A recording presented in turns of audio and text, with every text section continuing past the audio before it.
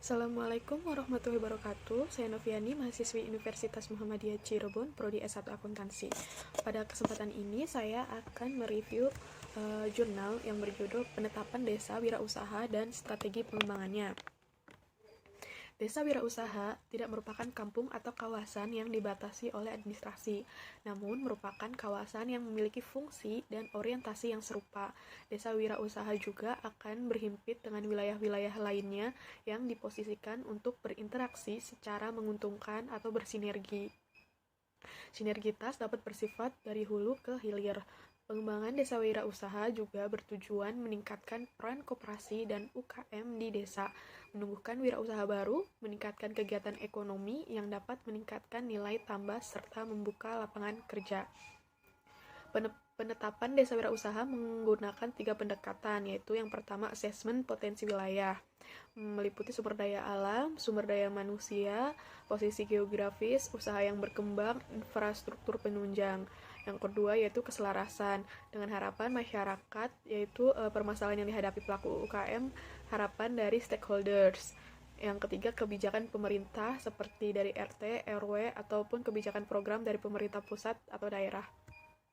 Penataan ekonomi pedesaan perlu segera dilakukan dengan memanfaatkan sumber daya desa secara optimal, dengan cara yang sesuai dengan kondisi dan kebutuhan masyarakat desa dalam mencapai kesejahteraan secara menyeluruh dan berkelanjutan. Untuk mencapainya membutuhkan 2 pendekatan, yaitu yang pertama kebutuhan masyarakat dalam melakukan upaya perubahan dan mencegah hal-hal yang tidak diinginkan. Yang kedua, political will dan kemampuan pemerintah desa bersama masyarakat dalam mengimplementasikan perencanaan pembangunan yang sudah disusun. Pada model sistem pembangunan kewirausahaan desa, pembangunan dilakukan dengan menggunakan industri desa sebagai driver atau penggerak perputarnya kegiatan ekonomi desa. Faktor potensi meliputi faktor sumber daya alam, sumber daya manusia, posisi geografis, usaha yang berkembang, infrastruktur penunjang. Strategi dalam pengembangan desa wirausaha di sini mengambil sampel yaitu di Desa Gunung Malang. Penyusunan strategi pengembangan disusun berdasarkan potensi dan permasalahan yang dihadapi. Adapun strategi yang dapat dikembangkan di Desa Gunung Malang yaitu sebagai berikut. Yang pertama, peningkatan kualitas SDM pengrajin. Nah, meningkatkan kualitas SDM pengrajin melalui program pelatihan. Adapun materi pelatihan yang perlu diberikan kepada para pengrajin idealnya meliputi 3 aspek, yaitu pengembangan mental atau entrepreneurship, pengembangan keterampilan manajerial atau soft skill, dan peningkatan keterampilan dan menghasilkan produk yang inovatif, yang termasuk pada hard skill. Yang kedua, peningkatan kualitas alat produksi. Perlu juga dikembangkan strategi kedua ini, yaitu peningkatan kualitas alat produksi yang digunakan. Saat ini alat yang umumnya digunakan di desa Gunung Malam itu masih manual, seperti golok, gergaji, pisau raut, dan kikir. Yang ketiga, pengembangan kelembagaan usaha. Strategi ketiga ini yang diperlukan adalah pengembangan kelembagaan usaha. Ada 2 alternatif yang dapat dibentuk dan dikembangkan, yaitu koperasi dan BUMDes. Koperasi ini menjadi tempat mereka menabung dan memperoleh permodalan, juga untuk menjadi lembaga yang dapat membantu pemasaran produk-produk hasil pengrajin. Nah, sedangkan BUMDes atau Badan Usaha Milik Desa, program ini dapat disinergikan dengan program pemerintah. BUMDes berperan utama dalam memasarkan produk-produk hasil pengrajin. Nah, yang keempat, peningkatan kapasitas aparatur desa. Program pengembangan desa wirausaha kesuksesannya. Oleh karena itu, perlu upaya sosialisasi tentang program ini dan peningkatan kapasitas aparatur desa sehingga mampu menjadi mitra pemerintah, daerah, dan mensukseskan program desa wirausaha.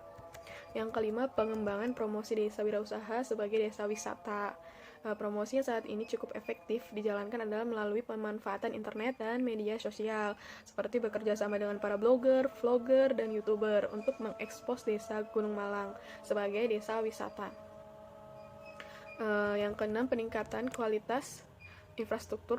Program pengembangan desa wirausaha akan berhasil jika didukung oleh infrastruktur yang memadai, terutama akses atau jalan untuk ke desa Gunung Malang itu sendiri. Yang ketujuh, menyiapkan masyarakat. Program pengembangan desa wirausaha perlu didukung oleh kesiapan masyarakat, terutama sikap dan mental masyarakat yang senang dengan kegiatan wirausaha.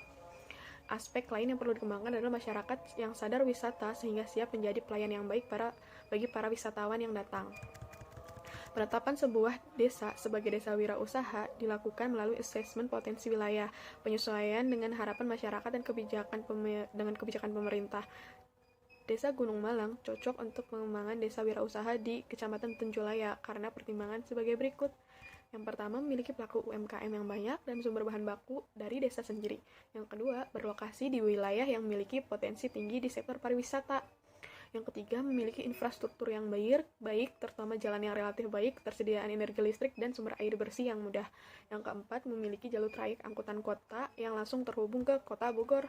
Yang kelima, yang selanjutnya, adapun komoditas yang layak dikembangkan sebagai ikon desa wirausaha di Gunung Malang adalah produk hasil pengolahan bambu, seperti tusukan sate, boboko, tampah, dan lain-lain. Adapun yang menjadi pertimbangannya adalah sebagai berikut. Yang pertama, memiliki jumlah pengrajin pengolahan bambu yang banyak. Yang kedua, sumber bahan baku berasal dari desa sendiri sehingga mampu menghasilkan nilai tambah.